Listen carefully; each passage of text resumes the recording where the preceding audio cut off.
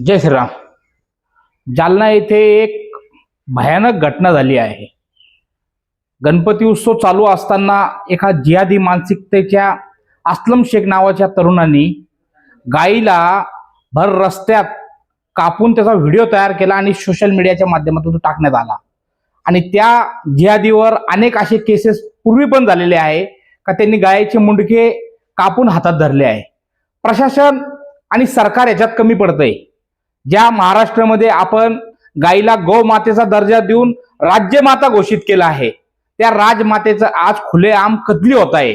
आणि आज आमच्या महाराष्ट्रामध्ये 80% हिंदू असताना सुद्धा या गणेश उत्सवाच्या निमित्ताने मोठ्या प्रमाणात लोक रस्त्यावर उतरत आहे का त्या जिहादीला अटक करा, तरी प्रशासनाकडून त्याला अटक होत नाहीये।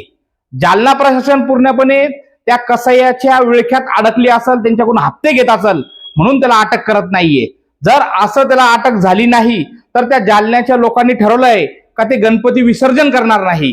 जर आत्ता तो अटक झाला नाही, आता जे होईल ते होईल, पण राष्ट्रीय श्रीराम संघ म्हणून, सकल हिंदू समाज म्हणून आम्ही महाराष्ट्रभर या गोष्टीचा निषेध करणार आहेत।